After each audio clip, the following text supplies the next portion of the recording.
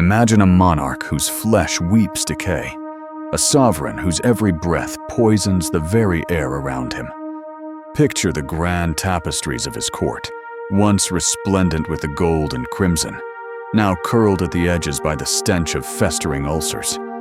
Courtiers clutch perfumed cloths to their faces, not in homage, but in desperate defense against the rank odor that clings to his royal robes. This is King Ethelric, a ruler whose physical ruin has become the living symbol of a tyranny more horrifying than any blade. You call him divine, so explain the screams in the dungeons. Beneath the vaulted arches of his fortress, the condemned howl in the darkness, their cries echoing off stone walls slick with damp blood. No hymn of praise reaches these depths, only the ragged breaths of men and women cornered by power unchecked. If his mandate truly came from heaven, why do angels remain silent as he mutilates both body and soul? Once, Ethelric strode these corridors as a radiant youth, celebrated for his lyrical voice and visionary reforms. Chroniclers speak of his early mornings spent among scholars, his gentle hand guiding novices through the mysteries of statecraft. Yet the turning point arrived in a single, fateful joust. Unhorsed and unconsciously trapped beneath his own destrier, he spent hours in mortal agony. Something broke within him that day, perhaps a fragment of bone or sanity, and when he rose, he bore not just scars, but a ravenous cruelty that seeped into every decision. His feasts were grotesque ceremonies, staged to provoke both awe and revulsion. Banquet tables groaned under roasted boars, whose open maws seemed to mock life itself. Platters of oysters lined up like silent witnesses to his every whim. Servants, bound by fear, tasted each morsel in nerve-shredding ritual, waiting 30 torturous minutes for any sign of poison. Meanwhile, nobles feigned delight as Ethelric gorged himself, seated atop a throne of iron and decay, each bite another assertion of absolute dominion. His marriages became psychological death traps. He traded brides as one might trade banners, reducing union to submission. Queens vanished behind tower stones, their voices stifled by royal decree, their worth measured only by their capacity to obey or perish. By the end of this journey, you will question every legend you've ever trusted. What we call history is often the myth we are willing to forgive. If you dare, subscribe, like, and share your thoughts below wherever in the world you are. Before the rot set in, King Ethelric's court was a beacon of light in a world prone to darkness. In those early years, his voice, trained by the finest minstrels, filled the vaulted halls like a clear spring. Nobles gathered in the Great Hall to hear his latest composition, marveling at the effortless grace with which he moved from one chord to the next. His laughter rang through the corridors, and commoners cheered his name in the market squares. Even foreign ambassadors spoke in hushed tones of his charisma, that rare blend of intellect and magnetism that seemed born, not bred. Under his rule, scholars flocked to the royal scriptorium, where Ethelric himself reviewed translations of ancient texts, seeking to elevate his kingdom through knowledge as much as conquest. Ceremony was more than custom, it was sacrosanct. At each dawn, courtiers knelt upon polished marble before the throne of radiance, their voices raised in the oath of fealty. Golden incense curled skyward, its sweet balm masking the distant tang of steel that poured from the palace forges. Torchbearers clad in crimson tabards illuminated frescoed ceilings, depicting the king as a demigod flanked by saints. Each ritual dripped with symbolism: the presentation of the silver scepter, the anointing oil harvested from far-off groves, and finally, the crown itself, an heirloom of meteoric iron said to be forged by angels. In those moments, no one questioned the sanctity of Ethelric's power. It seemed as immutable as the stars. Then came the tilt-yard accident. On that overcast afternoon, banners whipped in a chill wind as the king charged downhill, lance at rest, The world shattered in a single crack of wood. Ethelric thundered to the ground, his destrier trampling him beneath heavy hooves. For 2 hours he lay unconscious, the crowd's cheers drowned by frantic shouts. When he awakened, fever racked his body so fiercely that physicians murmured of brain lesions. Yet no healers could quell the burning madness lit within him. They stitched his wounds not as cures, but as stops against the tide of decay. Signs of Ethelric's obsession emerged like weeds in a once-tended garden. In the midnight torch's flicker, he prowled the armory, cradling swords as though they were sleeping infants. He ordered crates of arquebuses delivered to his bedchamber, insisting they remain within reach. Nightmares claimed his nights. He woke drenched in sweat, convinced traitors had infiltrated his bedchamber. His courtiers, once pampered and proud, now lay in cold sweat, bracing for royal summons that might demand their scalps as tokens of loyalty. And then the flesh began to betray him. It started as a minor bruise along his right thigh. No one paid it heed, until the bruise blossomed into a cavernous sore. What followed was a slow-motion horror.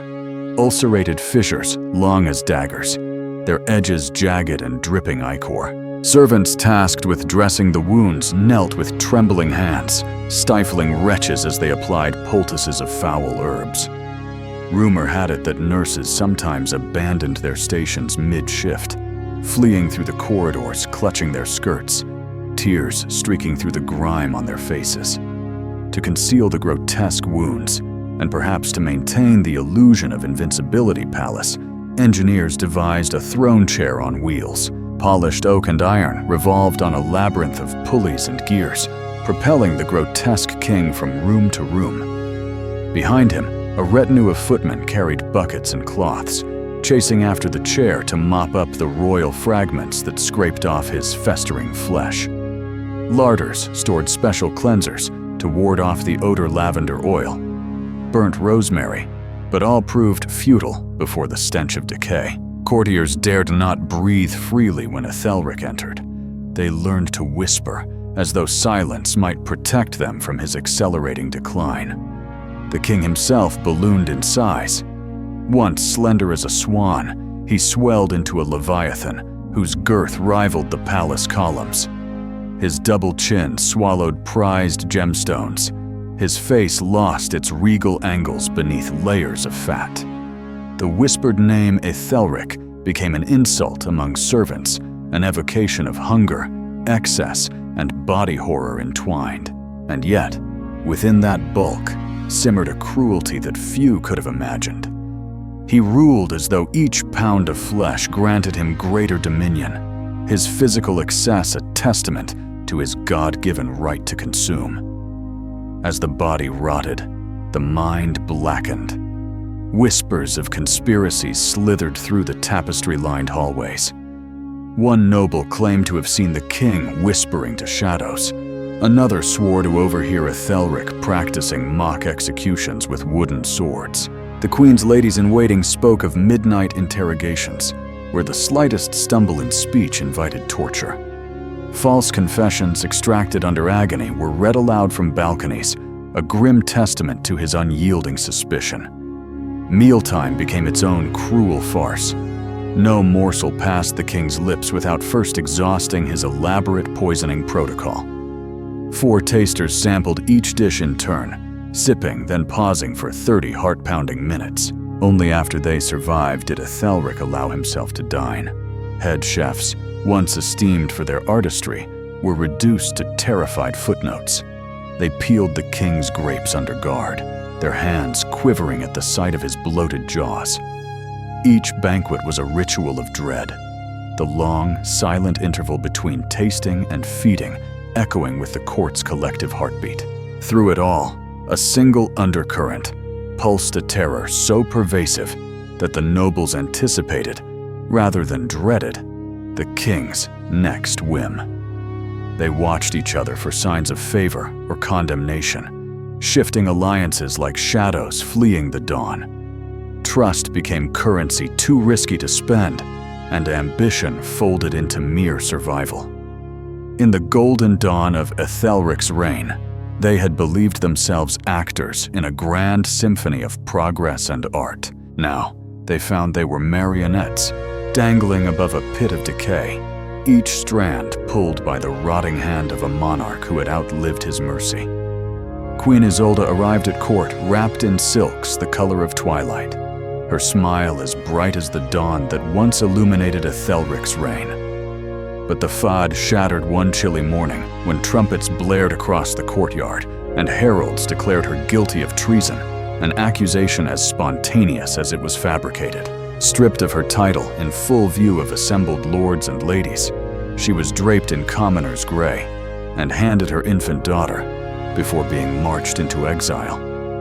The child clung to her mother's skirts, wailing as Isolde was forced to return her silent embrace. The sight of a queen undone by her sovereign's caprice became the first grotesque tableau in Ethelric's gallery of horrors. Next came Queen Marjorie, whose only crime was being unable to bend truth to the king's will. Summoned under cover of night, she faced false charges of adultery. In a vaulted chamber lit by flickering torches, Marjorie's brother was bound to an iron rack, his screams braided with the clink of tortured bones, until he confessed to a crime as imaginary as the moon's dark side. Forced to witness her family's agony, Marjorie collapsed, tears carving clean channels through her rouge. When the confession was read aloud at dawn, the courtyard filled with the droning chant of gavel and plea. Then came the executions, staged as if for a festival. Masked executioners, a cheering crowd, the sharp snap of breaking necks. Marjorie's eyes never left the blade, her silent tears testament to a mind shattered beyond repair. But Ethelric's appetite for cruelty extended beyond singular torment. He devised the Trial of Five, a conspiracy so elaborate it carved new chambers in the tower's walls to host it. 5 innocent noble sons, his most loyal advisors, were arrested on a single morning's whim. Shackled in chains polished like black mirrors, they were paraded through the cobblestone streets to the tower's courtyard. There, beneath rain-soaked banners, they were compelled to sign confessions steeped in lies. When one man balked, he was dragged behind the stone parapets and his flesh branded with hot irons. The others watched through iron bars as convulsions racked his body, until at last he capitulated with a howl that cleaved the midday air. One by one, their coerced testimonies were read aloud to the silent crowd, each word ringing like a death knell. Then came the executions. Not swift beheadings, but hours of public humiliation, forced to plead for mercy, stripped of dignity, bound to stakes where no blade fell until the royal bell tolled thrice. Spectators were forbidden to avert their eyes. They watched the blade that fell on innocence as a lesson in absolute obedience. Amid this orchestrated darkness, the king's banquets became nightmares made manifest. Great oaken tables groaned under whole pigs, their hollowed heads grinning mockingly at guests. Mountains of oysters glistened like wet moons, and platters of venison loomed like sacrificed beasts. Courtiers, draped in their finest velvets, sat motionless as Ethelric presided over each feast like a god of excess. Between courses, harpsichords played dirge's music chosen by the king to remind his guests that life's sweetness could turn to ash in an instant. Yet the true madness lay in Ethelric's belief in the transformative power of food. He insisted that swan flesh would restore the grace he had lost, that venison would rekindle his youthful vigor, and that oysters, those slippery orbs, would preserve his defiance of age. Each meal was a ritual. First, the tasters, who risked their lives by sampling every morsel. Guards watched as they swallowed, then waited 30 eternal minutes for signs of collapse. Only when the tasters emerged unscathed would Ethelric lift a single forkful. In sealed kitchens watched by armed sentries, chefs trembled as they cut into the king's rolls of flesh. Should a single crumb be misplaced, they faced execution, no mercy, no pardon. And still, Courtiers clamored for invitations to the feast, believing proximity to power might shield them from ruin. They whispered of the knife edge between honor and oblivion, never certain whether Ethelric's next whim would carve their names into a list of the condemned. Eyewitnesses later spoke of noblemen collapsing at the threshold of the Great Hall, overcome by the stench of rot that clung to the king's garments. Servants said tapestry corners curled as though recoiling from the odor, and that even penned letters could catch the whiff of decay if pressed too close to Ethelric's chest. A foreign envoy, upon meeting the king, described the sensation as standing amidst the aftermath of a slaughter in midsummer. But the envoy dared not decline the audience. To refuse was to risk the fate of those who vanished without notice. As his madness deepened, Ethelric's outbursts grew more violent. A single mispronounced word could earn a nobleman's head in the mud. Ambassadors learned to carry petitions bound in iron, lest one inadvertently slip poison real or imagined into the king's hands. On market days, peasants hurried past wanted posters showing Ethelric's snarling visage, hoping he would not pass through their town. And when he did, his retinue marched in solemn procession, guards beating drums like war machines, as if announcing the approach of a living plague. By the end, the crown itself became a symbol not of glory, but of blood-soaked tyranny. Ethelric's legacy, once written in golden ink, was rewritten in crimson. The court, the same halls that once echoed with music and laughter, now stood as testament to ruin. Statues of the king, commissioned in his youth, were melted down or defaced, their faces pocked and draped in black cloth. Chronicles once sung his praises were edited in the dead of night by scribes who trembled at every scratch of the quill. In the hushed aftermath, those who survived spoke in riddles of the king's final days, that he roared at shadows, issuing decrees from an empty throne, that he died alone, his once mighty frame entombed in bandages soaked with pus and regret. And when the bells tolled for his passing, the kingdom dared not rejoice, because the true horror was not his death, but that his reign had exposed the darkest corners of human ambition. What began as a golden dawn had ended in a night of unending nightmares, and the wounds left behind cried out for reckoning. In the silence that follows such unveiled horrors, we find our own reflections staring back. Absolute power remains a distorting mirror. Today's cults of personality, pundits with fervent followings, CEOs who command worship, even online influencers whose whims shape millions are distant echoes of Ethelric's court. The halo of authority can blind us to decay beneath. When pageantry substitutes for substance, the incense and gold leaf of modern ceremonies can mask cruelty just as effectively as the anointing oils and frescoed halls did in medieval days. We clap for the spectacle, oblivious to the rot that lurks backstage. Consider the rituals we perform now: presidential inaugurations, red carpet galas, corporate retreats in sunlit atriums. They promise unity, renewal, progress, but ask whose voices they drown. Ethelric's ministers, forced to watch mock executions, were silenced beneath the roar of the crowd.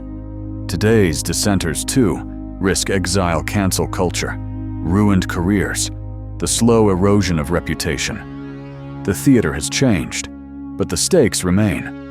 Pageantry can be a velvet glove hiding an iron fist. When we glorify legends, whose suffering have we erased? This question should haunt us.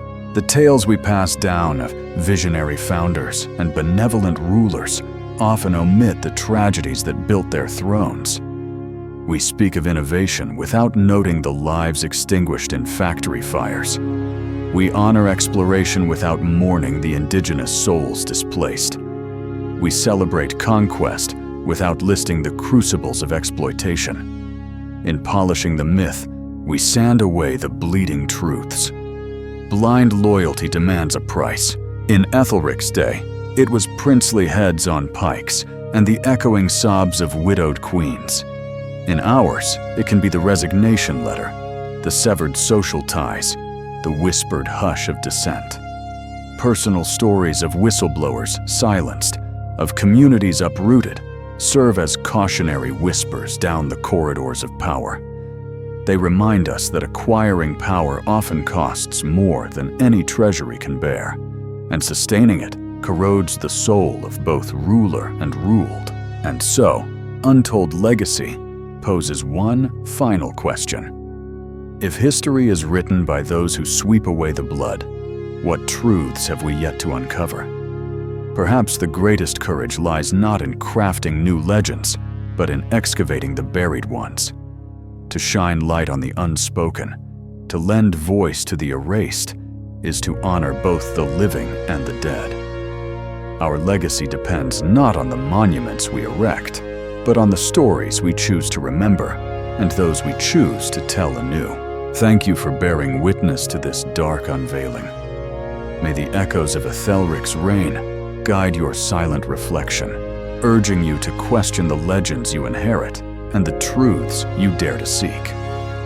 So there you have it, the chilling, unvarnished truth about Henry VIII, a king consumed by paranoia, physical decay, and an insatiable hunger, both literal and metaphorical. He was a man who transformed the lives of those around him into a living nightmare. It's a stark reminder that power, unchecked, can corrupt even the most promising of individuals, leading to a descent into darkness that impacts not just the ruler, but an entire kingdom. What did you think? Were you as shocked as I was by the sheer depth of Henry's descent? I'd love to hear your thoughts in the comments below. Did anything particularly surprise you? Do you have any questions about the sources or any aspect of Henry's reign? Let's get the conversation going. And if you found this deep dive into the dark side of history fascinating, make sure you hit that subscribe button so you don't miss out on future videos exploring other captivating and often unsettling historical figures and events. But the story doesn't end here.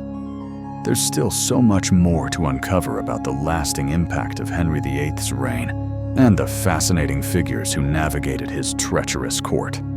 Be sure to check out Part 2, where we'll delve even deeper into the political intrigue and personal tragedies that defined the Tudor era. Trust me, you won't want to miss it.